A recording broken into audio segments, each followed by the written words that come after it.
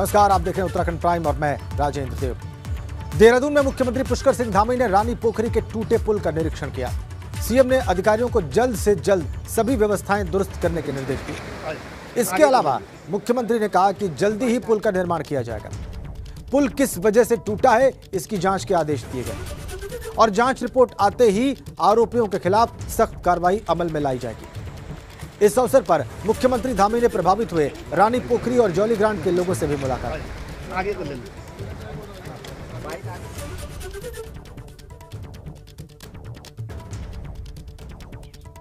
ये लक्ष्य है कि हम अगले एक हफ्ते के अंदर लोगों के लिए आवागमन का यहाँ से रास्ता बना दें। कॉजवे का निर्माण अगले 5-6 दिनों के अंदर हो जाएगा। उसके लिए हमने सारी तैयारी कर ली है और अगले 4 से 5 महीने के अंदर नए पुल का भी यहाँ पर निर्माण हो जाएगा। इसके लिए धनराशि पहले से स्वीकृत है और उसको जल्दी ही हम विचलन के माध्यम से कैबिनेट में लाके सीधे जो टेंडर की प्रक्रिया लंबी प्रक्रिया है उसको हम थोड़ा शॉर्ट करके उसको सरलीकरण करके जल्दी से जल्दी उस प्रक्रिया को पूरा करेंगे और अगले 4-5 महीनों में नया पुल बन के तैयार हो जाएगा। कोई भी अगर कहीं पर इसमें दोषी होगा तो निश्चित रूप से जाँच भी होगी और कार्रवाई भी होगी। और अब धारचूला में बादल फटने के बाद आई तबाही की 6 तस्वीरें आपको दिखाते हैं। आपकी टीवी स्क्रीन पर ये 6 तस्वीरें धारचूला में बादल पार तबाही की दास्तां बयां कर रही हैं। पहली तस्वीर उस वक्त की है जब बादल फटा, उसके बाद पहाड़ दरक गया। दूसरी तस्वीर में पहाड़ से आए मलबे में दबे लोगों के रेस्क्यू की तस्वीर है और तीसरी तस्वीर आप देखिए, यहाँ पर ग्रामीण मलबों में अपनों को ढूंढ रहे हैं। चौथी तस्वीर एक घर की है जहाँ पर पानी घुसा हुआ है। 5वीं तस्वीर देखिए, नदी में आए सैलाब की तस्वीर है और 6ठी तस्वीर देखिए, जब सड़क पर मलबा आ गया, आप उस वक्त की तस्वीर हम आपको दिखा रहे हैं। सड़क की हालत आप देखिए कैसी है। 6 तस्वीर। बादल फटने से भूस्खलन, मलबे में दबे लोगों का रेस्क्यू, अपनों को ढूंढते गांव के लोग, घरों में घुसा पानी, नदी में सैलाब, सड़क पर तबाही, सब कुछ हमने आपकी स्क्रीन पर रखा है।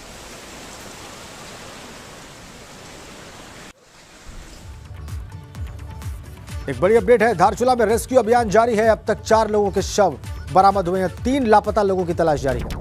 एनडीआरएफ और एसडीआरएफ की टीमें बुला ली गई। जुम्मा गांव के पास लैंडस्लाइड हुआ था। मूसलाधार बारिश और बादल फटने से हादसा हुआ है। बादल फटने से तबाही मची, अब तक 4 शव बरामद हुए हैं।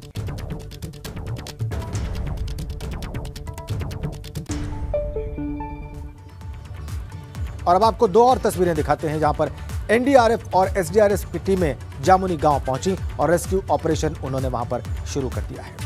ये देखिए आप तस्वीरें। घर था ये रोमियो ऑनलाइन सर, रोमियो जामुनी गांव में रेस्क्यू कैसे चल रहा है उसकी तस्वीर हमने आपकी स्क्रीन पर रखी है। एनडीआरएफ और एसडीआरएफ का रेस्क्यू ऑपरेशन हम आपको दूसरी तस्वीर में दिखा रहे हैं। लगातार रेस्क्यू का काम चल रहा है, रेस्क्यू अभियान चलाया जा रहा है। 3 शवों की तलाश अभी भी जारी है। 4 शव बरामद किए गए हैं। जामुनी गांव में रेस्क्यू ऑपरेशन चल रहा है। और ये जामुनी गांव के धारचूला के जहाँ पर रेस्क्यू किया जा रहा है, इसके ऊपर पे घर था ये, जहाँ से आदमी आ रहा है सिविलियन, वहाँ पे घर था। एनडीआरएफ के नीचे रेस्क्यू किया जा रहा है और एसडीआरएफ का रेस्क्यू ऑपरेशन आप देख सकते हैं। और बाकी जो 3 बच्चे थे वो इधर ये नीचे पे मिले थे।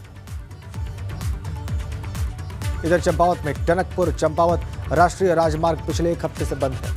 हालांकि सड़क खोलने के लिए स्वाला के भूस्खलन वाले क्षेत्र में कार्यदायी संस्था और मशीनें लगातार काम कर रही हैं।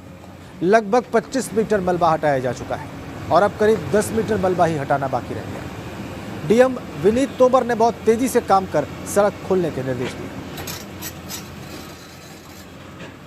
ये कि एक तो फॉग कंटिन्यूसली वहाँ आ रहा है, कंटिन्यूसली वर्क नहीं हो पा रहा है। रात में हम लोग वहाँ काम करने में सक्षम नहीं हो पा रहे हैं क्योंकि पत्थर कंटिन्यूसली गिर रहे हैं।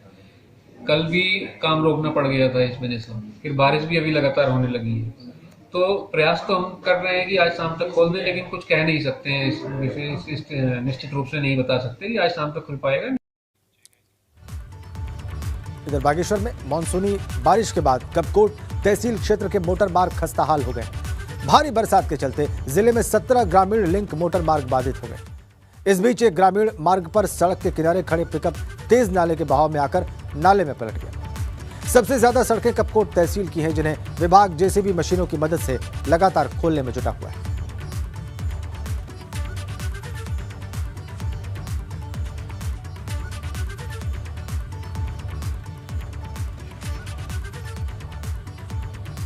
अब खबर रुद्रप्रयाग से है। पहाड़ों से लेकर मैदानी इलाकों में हो रही मूसलाधार बारिश ने लोगों का जनजीवन पूरी तरीके से प्रभावित कर दिया। चमोली और रुद्रप्रयाग जनपद के ऊंचाई वाले इलाकों में जोरदार बारिश होने से अलकनंदा और मंदाकिनी नदियों का जलस्तर भी बहुत बढ़ गया है। उधर मोटर पुल जर्जर हालत में होने से लोगों को डोईवाला रानी पोखरी मोटर पुल गिरने जैसी घटना सामने दिख रही है। ऐसे में लोगों के मन में डर का माहौल है।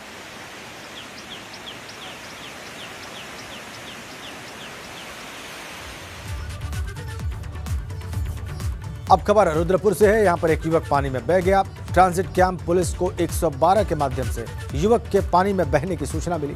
बाद में पुलिस और एसडीआरएफ की टीम लगातार सर्च अभियान चला रही है, लेकिन टीम को कोई सफलता हाथ नहीं लगी।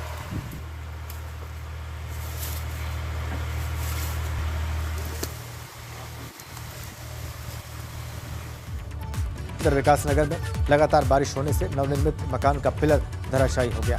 इसमें 2 बच्चे दब गए। इसके बाद मौके पर पहुंची सहसपुर थाने की पुलिस और एसडीआरएफ की टीम ने राहत और बचाव का काम शुरू किया। चंपावत की तस्वीरें। सहसपुर थाना इलाके का है ये सारा मामला। बारिश होने से नवनिर्मित मकान का पिलर धराशायी हो गया।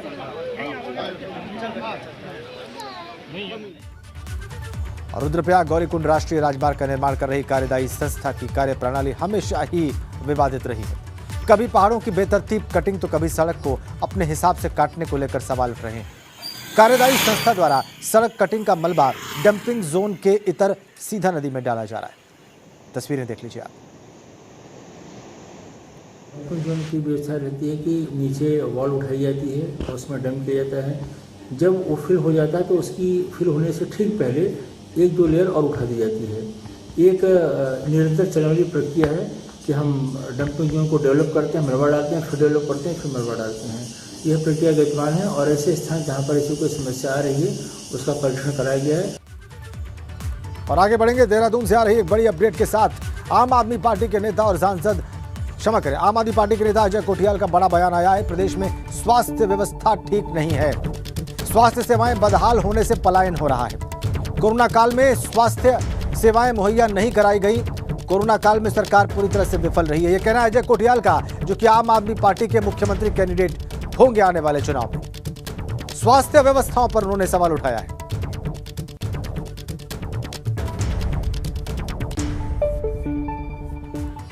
और मिशन 2022 को देखते हुए कांग्रेस ने फ्रंटल संगठनों में बदलाव करने का फैसला किया है। कांग्रेस के फ्रंटल संगठनों में बहुत जल्द बड़ा बदलाव हो सकता है। इसके लिए प्रदेश अध्यक्ष ने पर्यवेक्षकों को रिपोर्ट देने के लिए कहा। फ्रंटल संगठन में जिनकी जिम्मेदारियां दी गई हैं उनका रिपोर्ट कार्ड पर्यवेक्षक बहुत जल्द सौंपेंगे। इसके बाद बहुत जल्द कई अन्य लोगों को जिम्मेदारियां दी जाएंगी। कांग्रेस के संगठन में हुए बदलाव के बाद अब पार्टी फ्रंटल संगठनों में बदलाव कर खुद को चुनाव से पहले मजबूत करना चाहती है।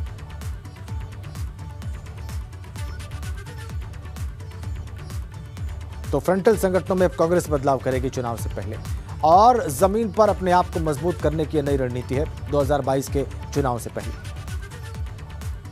नए प्रदेश अध्यक्ष गणेश गोदियाल फ्रंटल संगठनों में बदलाव करेंगे।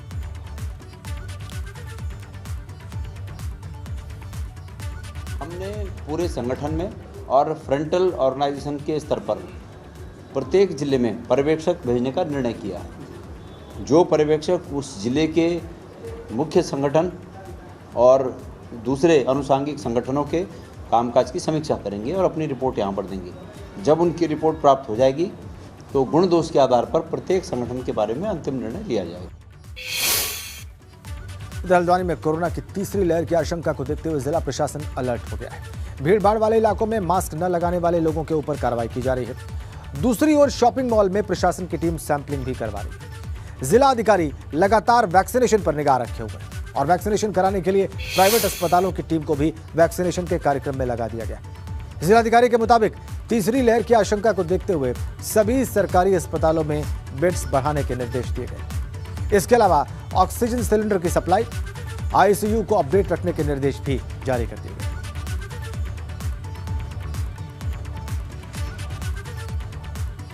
लहर को दृष्टिकोण में रखते हुए अभी हम लोगों ने अपने सारे एसडीएम वगैरह जितने एमआईसी वगैरह हैं उनको ग्राउंड पर भेजा है और जितने भी हॉस्पिटल्स हैं जहाँ पे जिन जिन सुविधाओं की ज़रूरत है, आवश्यकता है बढ़ाने की, चाहे ऑक्सीजन सिलेंडर्स हों, दवाइयाँ हों या ICU सिस्टम जहाँ पे बढ़िया करना है वहाँ पे हो, हम लोग कर रहे हैं।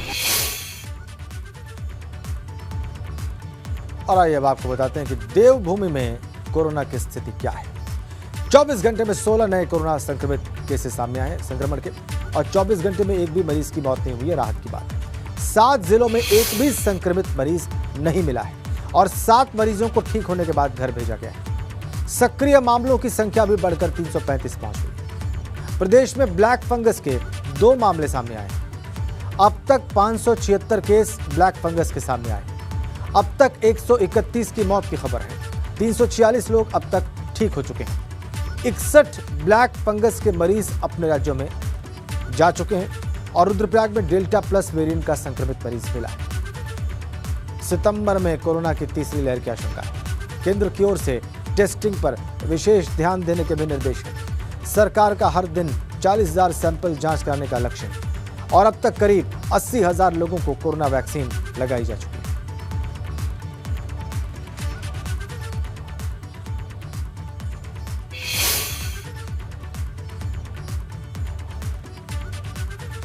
इधर सीएम धामी ने ट्वीट करके जन्माष्टमी पर देश और प्रदेशवासियों को बधाई दी है। सीएम धामी रात 8:30 बजे पुलिस लाइन देहरादून में जन्माष्टमी के कार्यक्रम में शामिल होंगे। पुलिस लाइन में सभी पुलिस के अधिकारी और कर्मचारी मौजूद रहेंगे। तो आज मुख्यमंत्री शामिल होंगे इस कार्यक्रम में।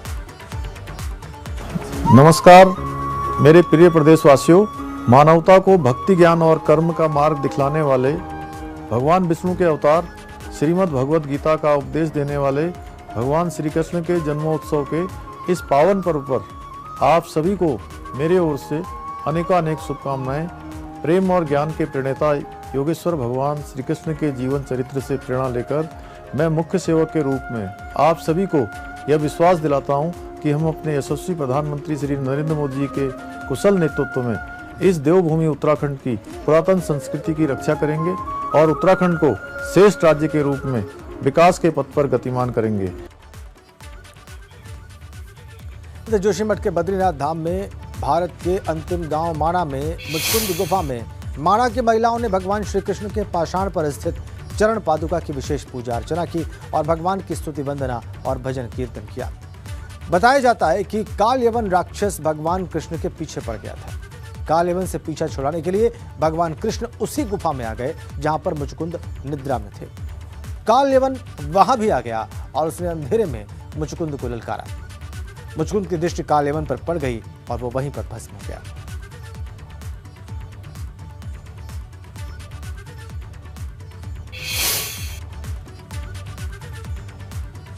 और इधर बद्रीनाथ में भगवान बद्री के द्वार आज रात 1:30 बजे तक खुले रहेंगे। भगवान के जन्मोत्सव को लेकर बद्रीनाथ धाम में डोल बनाया गया है और आपको बताएं कि आज दिन में भोग के बाद भगवान बद्रीनाथ का सिंह द्वार नहीं हुआ है।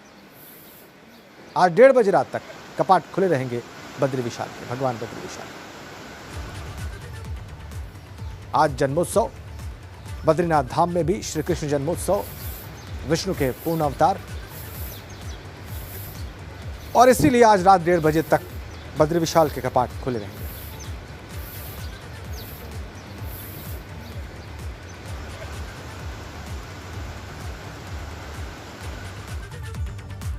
और पिछले 4 महीनों से कोरोना की वजह से बंद पड़ा देहरादून का चिल्ड्रन पार्क आज से खुल गया है। देहरादून नगर निगम द्वारा गांधी पार्क में बच्चों के लिए यह पार्क बनाया गया है। कोरोना की वजह से पार्क को बंद किया गया था। पार्क में झूले, बच्चों के लिए ट्रेन सहित कई तरह की एक्टिविटीज रखी गई है। पार्क में बच्चों की चहल पहल पहले दिन से ही शुरू हो गई। काफ़ी महीनों के बाद ये खुला है, 4-5 महीने के बाद ही खुला है, तो आज से ही खुला है। काफ़ी दिनों बाद खुला है, तो आज मतलब काफ़ी थे बच्चे भी काफ़ी आए हैं वैसे, और आगे भी देखते हैं। हाँ, कोरोना का भी है और काफ़ी उससे आते हैं और कई मास्क लगा के आते हैं। हम भी वो करते हैं, क्या बोलते हैं, मास्क लगा के आए लोग। 4 महीने बाद गांधी पार्क का चिल्ड्रन पार्क अब खुल गया है, क्योंकि कोरोना की वजह से चिल्ड्रन पार्क को बंद किया गया था। आज से चिल्ड्रन पार्क में बच्चों की आवाजाही भी शुरू हो गई है, चाहे ट्रेन का सफ़र हो या फिर तमाम और सफ़र, तो उन सब चीज़ों का एंजॉय आज बच्चे यहाँ पर ले रहे हैं। तो गांधी पार्क में चिल्ड्रन पार्क को खोला गया था, लेकिन कोरोना की वजह से पार्क बंद हो गया और जो तमाम लोग थे उनका यहाँ पर आना जो है प्रतिबंधित कर दिया गया था। लेकिन आज से पार्क की शुरुआत हो गई है और तमाम जो लोग हैं, जो बच्चे हैं जिनके लिए पार्क बनाया गया था, तमाम खेलकूद की यहाँ पर गतिविधियाँ हैं, उन तमाम चीज़ों का सभी बच्चे आनंद ले रहे हैं और जो तमाम लोग हैं अपने बच्चों को लेकर यहाँ पर एंजॉय करने पहुँच रहे हैं। अपने सहयोगी निशांत चौहान के साथ रवि कैंसुरा, ABC गंगा, देहरादून।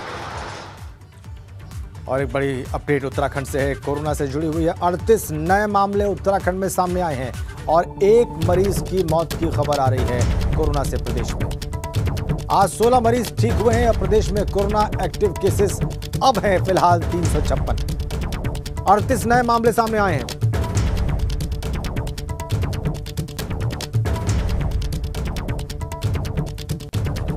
कुल एक्टिव केसेस की संख्या 356। एक मरीज की मौत की भी खबर आ रही है।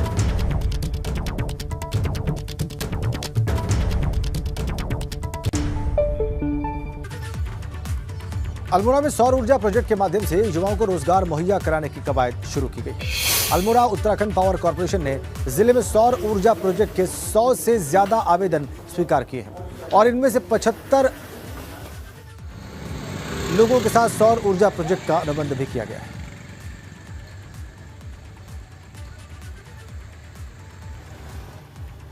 पर्वतीय क्षेत्र में लोगों को स्वरोजगार से जोड़ना और उनका जो है ये पलायन रोकना, ये दो महत्वपूर्ण बिंदु हैं, जिसके लिए उनको 25 किलोवाट से संबंधित उनके मतलब उसमें रिक्वायरमेंट ये है कि उनके 300 मीटर की रेंज पर 25 kVA ट्रांसफार्मर होना चाहिए। फिर उसे संशोधित करके 63 kVA ट्रांसफार्मर कर दिया गया ताकि अधिक से अधिक लोग इसका लाभ उठा पाए।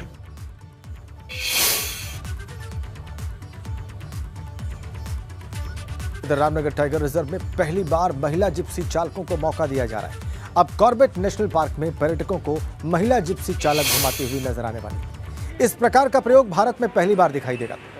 इसमें महिला जिप्सी चालक पर्यटकों को कॉर्बेट पार्क में घुमाते नजर आएंगे।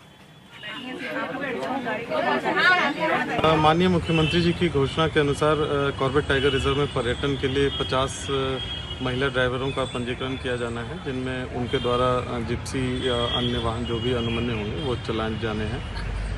इस कड़ी में 50 महिलाओं का जो है सिलेक्शन कर लिया गया है और इसमें प्रथम फेज में आज लगभग 25 महिलाएं जो हैं देहरादून में ड्राइविंग के प्रशिक्षण के लिए 3 सप्ताह के लिए यहाँ से रामनगर से रवाना हो रही हैं। कॉर्बेट टाइगर रिजर्व में पहली बार ऐसा देखने को मिलेगा कि यहाँ पर अब पर्यटकों को घुमाते हुए महिलाएं दिखाई देंगी। जिप्सियां चलाने में महिलाओं को रखा गया है। लगभग 50 ऐसी महिलाएं हैं जिनको कॉर्बेट टाइगर रिजर्व के द्वारा चुना गया है कि वो अब कॉर्बेट नेशनल पार्क के जंगल के अंदर जिप्सियां चलाती हुई दिखाई देगी। हमारे साथ बात करने के लिए है यहाँ पर। आपका नाम?